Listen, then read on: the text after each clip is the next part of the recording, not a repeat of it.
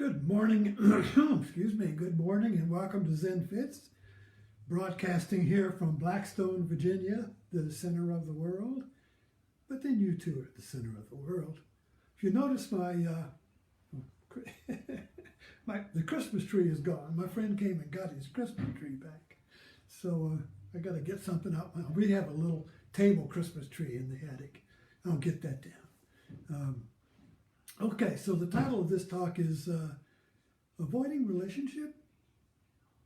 So this, again, my morning started today with a meditation or writing on Facebook. My Facebook writing for me, is a meditation. I mean, I get an idea, a comment, something comes up, a meme, a piece of news, something, and I meditate on it. In other words, I hold it and I let it reveal itself to me, and it keeps coming and coming like an open faucet. And I get a little high on it. So was meditating on this of relationship. Avoiding relationship. Everybody wants relationship. Everybody's avoiding it. What does that mean? Why can't we have relationship? And what does it mean? Okay, where to start? So of course, I add, I have a bottle of, I can't even think of the name of it, but I got it at Costco. It's Fred's hot sauce or something, I don't know. And I like to sprinkle a little hot sauce on my, whatever, eggs, meat, whatever. And so Zen, for me, is a little hot sauce. I like to sprinkle Zen on stuff, and it makes it hot, gives it a taste. You can taste it, you see. I want to taste relationship.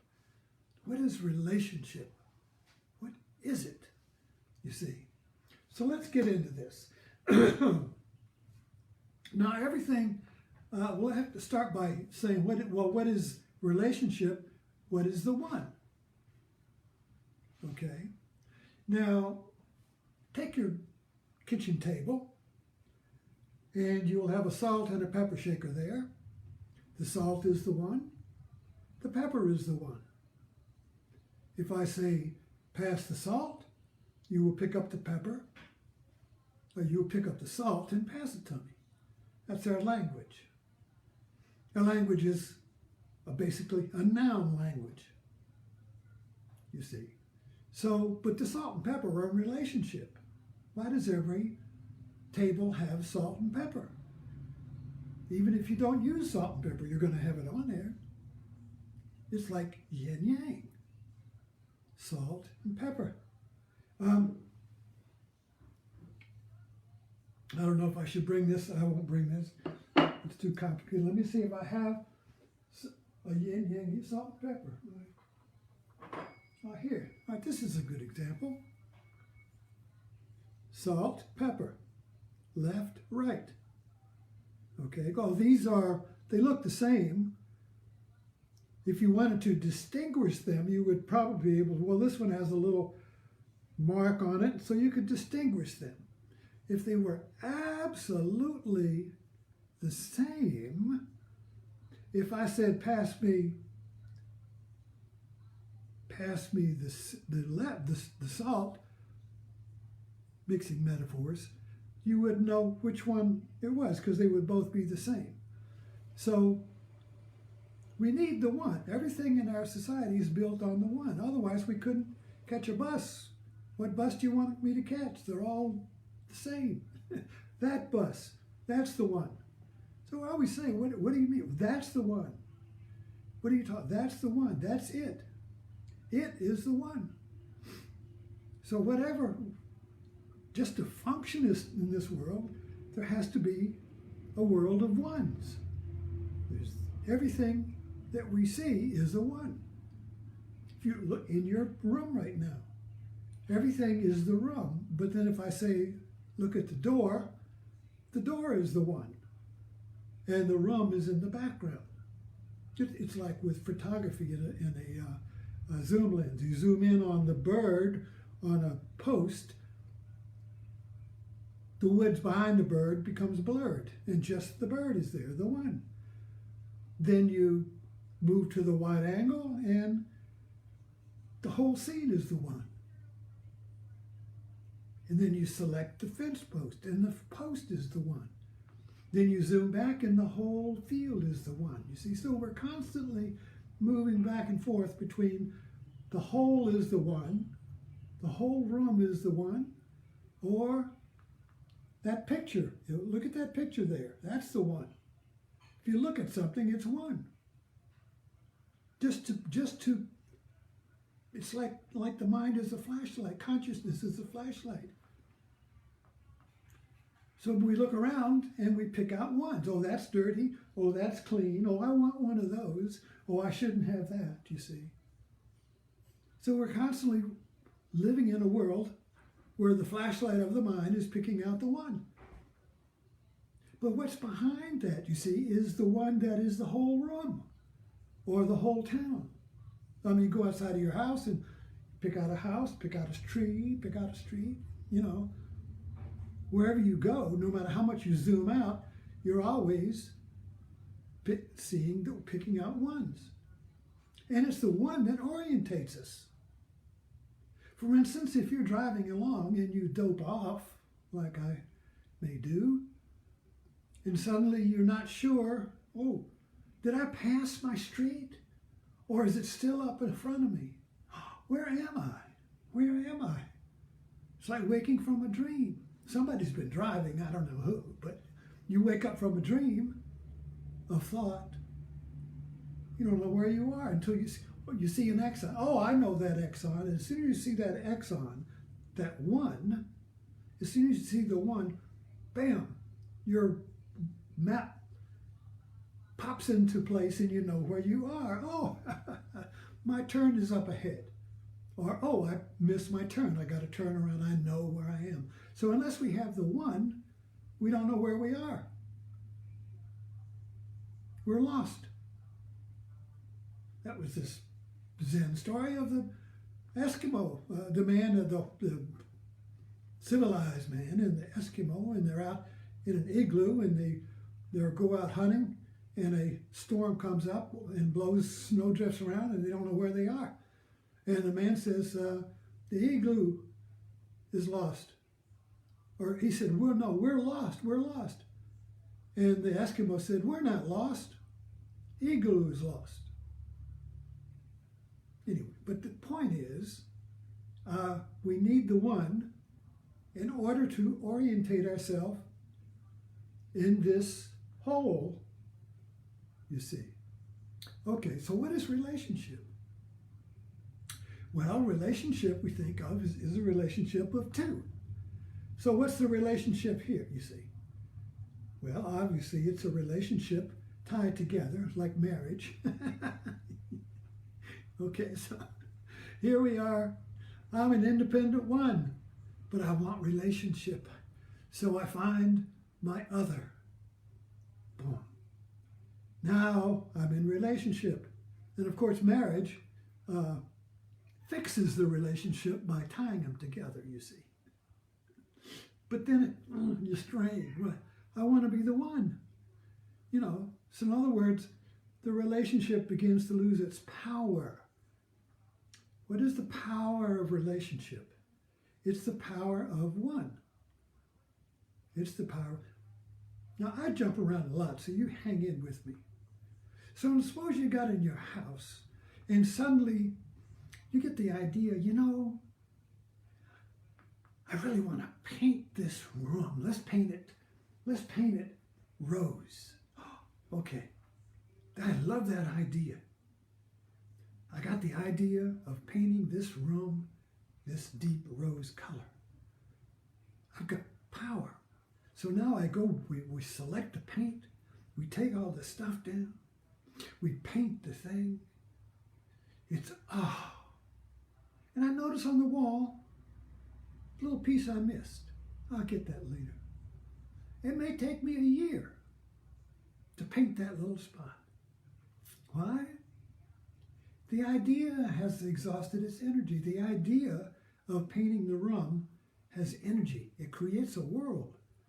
The idea, capital I, not the thought, But the idea, because after you have the idea of painting the room, then you paint it, then you can think about, well, I need to do this and that. But the idea creates a world that gives you energy to make the world come true. So the idea creates the energy that paints the room. And when you finish, the idea is depleted. And you don't have the energy to paint that one little spot. You see?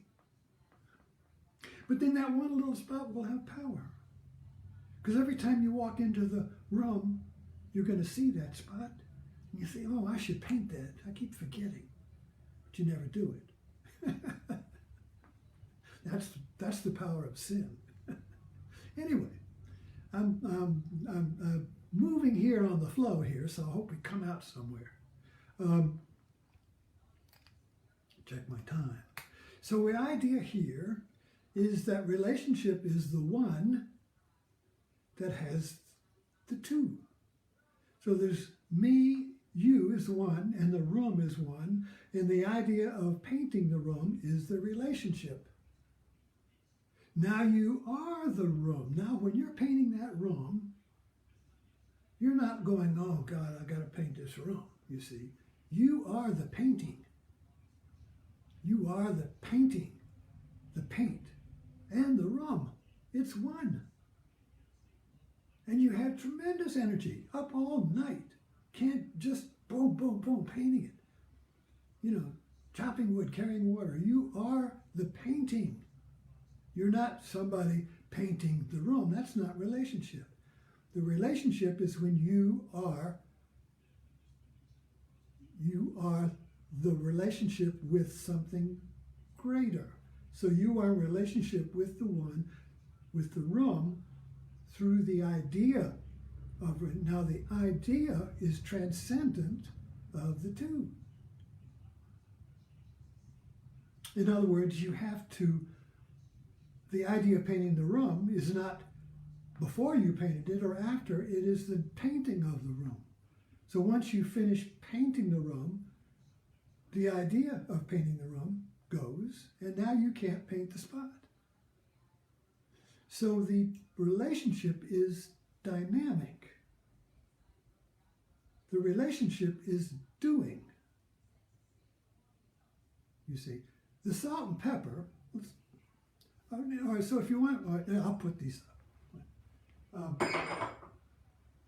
Salt and pepper shaker, get back to that. So you got the salt, you got the pepper.